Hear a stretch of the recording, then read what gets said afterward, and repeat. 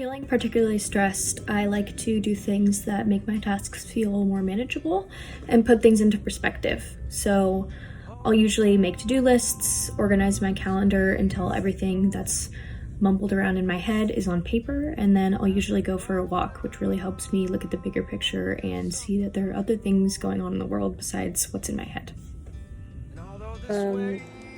So how I cope with stress is usually by going on a walk or taking some time to myself, whether that be, having a little spa day, facial, whatsoever.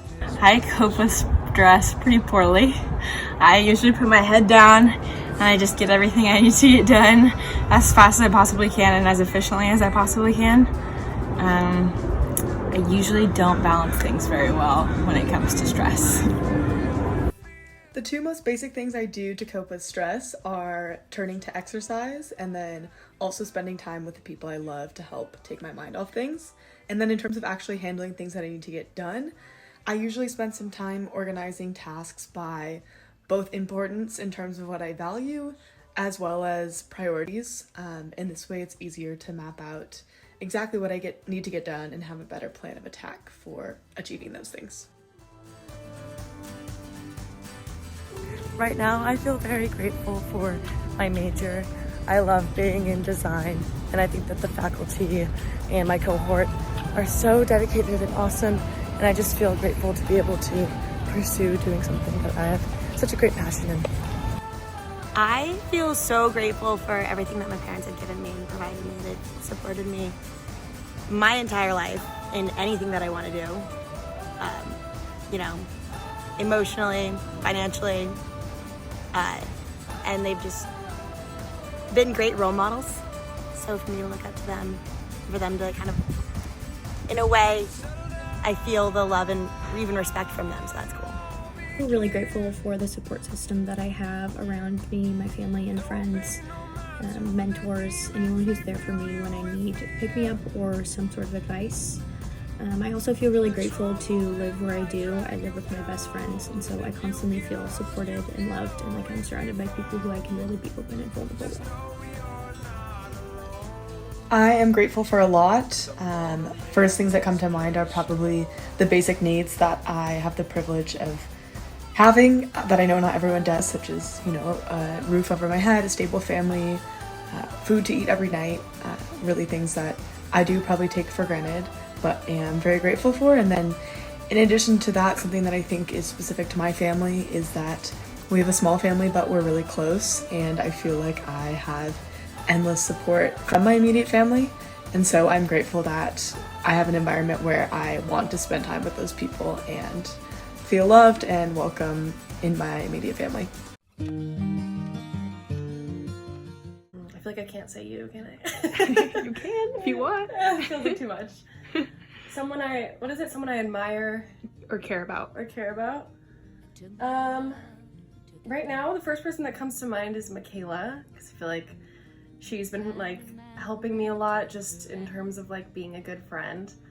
I feel like she is super motivated and genuine, and her positive energy just feeds off to everyone she's around, and she always makes me feel more motivated and have more fun doing things.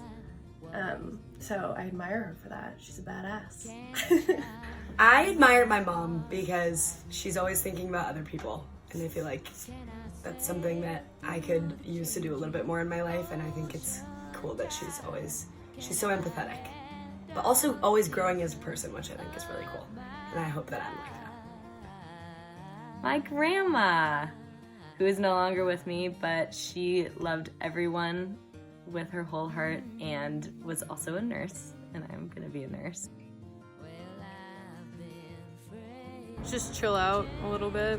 I think I was really high strung and put a lot of weight on things that ended up not being important, and kind of refused to live in the moment because I was too worried about everything that was gonna come. I missed out on a lot because of that. I would tell my freshman self, do as much as you can and don't put too much effort into one relationship because it puts a detriment on your other relationships. If I had any advice for my freshman self, I think I would say that I should focus more on the present rather than the future. I spent a lot of time, a lot of worrying, a lot of anxiety focusing on the future of things like my friendships, my major, my career after college, and I think a lot of my headspace was wasted on the future or the past rather than living in the present, really appreciating each season of my life as it came. If I could go back and tell my freshman self a piece of advice, it would be to not get into a relationship. This is hard. I think kind of two things, like everything will work out. Like your plan might not be evident to you now, but like there is a plan for you and it will unfold, even if you can't see it right now, and like all the small little moments are adding up to that plan.